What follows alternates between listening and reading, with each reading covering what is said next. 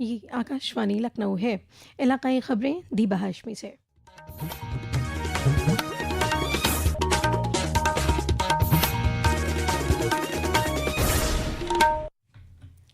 वज़ीर आला योगी आदित्यनाथ ने कल लखनऊ में यूपी जापान सरमायाकारी मीट 2026 में शिरकत की। इस मौके पर खिताब करते हुए उन्होंने कहा कि जापान के पास सनती फ़जीलत की गैर मामूली मीरास है और रियासत के पास नौजवानों की एक तवाना नस्ल है जो सीखने, तख्लीक करने और क़यादत करने के लिए तैयार है। हमारा मकसद इस बात को यकीनी बनाना है कि रियासत के नौजवान हुनर सीखें और काम के कल्चर सीखें, जिससे दुनिया भर में मांग है। बशमूल टोक्यो में हमारी पार्टनरशिप की सफलता केवल बिलियंस ऑफ रुपीज के इन्वेस्टमेंट से नहीं नापी जाएगी। इसकी अगली सफलता मिलियंस ऑफ जॉब्स होगी, न्यू टेक्नोलॉजीज होगी, ग्लोबल प्रोडक्ट्स और आने वाली पीढ़ियों के लिए शेयर्ड प्रॉस्पेरिटी में दिखाई देगी। हमारा लक्ष्य है यूपी में बने प्रोडक्ट जापान सहित पूरी दुनिया के ग्लोबल मार्केट में अपनी पहचान बनाए। वज़ीर आला ने कहा कि रियासत एक्सप्रेस वे, हवाई अड्डों और जदीद नक़्ल हमल के साथ मुसलसल तरक्की कर रही है। उन्होंने मज़ीद कहा कि नोएडा और ग्रेटर नोएडा में आलमी सलाहियत के मराकज़ के क़याम के लिए एक मजबूत माहौलियाती निज़ाम तैयार किया जा रहा है। उन्होंने जापानी कंपनियों को यहाँ सरमायाकारी और कारोबार क़ायम करने की दावत दी। वज़ीर आला ने कहा कि इन्वेस्ट यूपी के अंदर एक वक्फ यामानशी डेस्क कायम किया जाएगा जो यामानशी हुकूमत और मकामी सनतों और सरमायाकारों के साथ मुसलसल तालमेल बनाएगा। सदर जमहूरिया द्रौपदी मुर्मू 5 सितंबर को नई दिल्ली में 48 स्कूलों के असातिज़ा को नेशनल टीचर्स अवार्ड पेश करेंगी। वजारत तालीम के मुताबिक इन असातिज़ा का इंतखाब ज़िला, रियासत और कौमी सतह पर 3 मराहिल के अमल के ज़रिए किया गया है। अवार्ड हासिल करने वालों का ताल्लुक 27 रियासतों, 7 मरकज़ के ज़ेर इंतज़ाम इलाक़ों और 6 मरकज़ी हुकूमती तंजीमों से है। इनमें 26 मर्द और 22 ख़वातीन असातिज़ा शामिल हैं। ये प्रोग्राम दूरदर्शन और वजारत तालीम के स्वयं प्रभा चैनल पर बराह रास्त नश्र किया जाएगा। हुकूमत ने कहा है कि मुल्क में चीनी के काफ़ी ज़खायर हैं और मुल्की ज़रूरियात को पूरा करने के लिए कोई कमी नहीं है। सार्फिन के अमूर, खुराक और अवामी तकसीम की वजारत ने कहा है कि चीनी की कीमत गुज़िश्ता चंद हफ्तों में 48 रुपये से बढ़कर 55 रुपये फ़ी किलो तक पहुँच गई है और हुकूमत कीमतों पर मुसलसल नज़र रखे हुए है।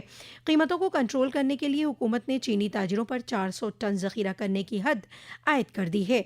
ये हद 1 अगस्त से 30 नवंबर तक नाफिज है।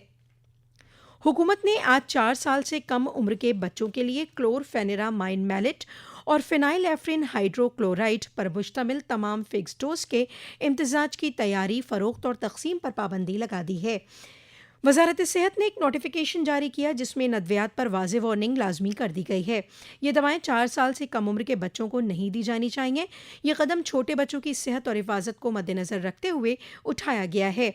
ये फैसला माहिरीन की कमेटी और ड्रग्स टेक्निकल एडवाइजरी बोर्ड की सिफारिशात के बाद किया गया है। सुप्रीम कोर्ट ने एंट्री लेवल जुडिशल सर्विस के इम्तिहानात के लिए क्वालिफाई करने के लिए कानून ग्रेजुएट्स के लिए लाजमी 3 साल की प्रैक्टिस की मुद्दत को कम करके 1 साल कर दिया है। अदालत ने गुज़िश्ता साल के अपने ही फैसले में तरमीम कर दिया है। एक रिपोर्ट।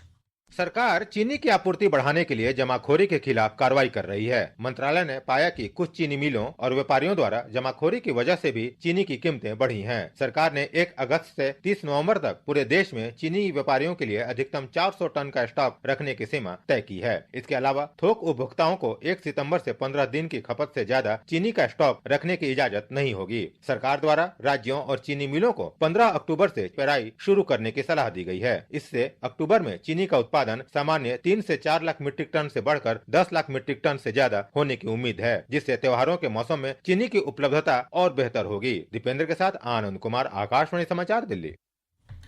लखनऊ में आज सुबह खामोश ताज़िए का जुलूस निकाला गया। जुलूस में हज़ारों ज़ायरीन और अक़ीदतमंदों ने शिरकत की। जुलूस सुबह 5:30 बजे नाजिम साहब इमामबाड़ा से शुरू हुआ और अकबरी गेट समेत शहर के मुतअद्दिद सड़कों से गुजरा।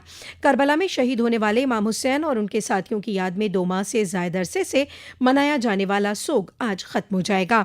आज पूरी रियासत में दिन भर मजालिस और सोग का सिलसिला जारी रहेगा। लखनऊ में ये सिलसिला देर रात तक जारी रहेगा। Uttar Pradesh state road transport corporation की बसों के लिए अब कंडक्टर के लिए बराह रास्त भर्ती दस्तयाब होंगी। 4 साल के बाद कॉरपोरेशन ने आउटसोर्सिंग भर्ती का अमल बंद कर दिया है। कॉरपोरेशन जल्द ही 4000 से ज़ायद कंडक्टर की भर्ती शुरू करेगी। इस सिलसिले में हुकूमती हुक्मनामा जारी कर दिया गया है। اور ریاست کے مختلف اضلاع میں وقفے وقفے سے بارش کا سلسلہ جاری ہے۔ لکھنؤ، امروہہ، بلرامپور میں صبح سے ہی وقفے وقفے سے ہونے والی بارش سے عام لوگوں کو گرمی سے راحت ملی ہے۔ کسانوں کے مطابق اس بارش سے دھان اور گنے کی فصل کو فائدہ ہو رہا ہے۔ محکمہ موسمیات کے مطابق آئندہ 6 روز تک ریاست کے مشرقی اور مغربی حصوں میں کئی مقامات پر بارش اور گرج چمک کے ساتھ بارش کا امکان ہے۔ اسی کے ساتھ آکاشوانی لکھنؤ سے علاقائی خبروں کا یہ بلیٹن ختم ہوا۔ اگلا بلیٹن دوپہر 2 بجے FM پر نشر کیا جائے گا۔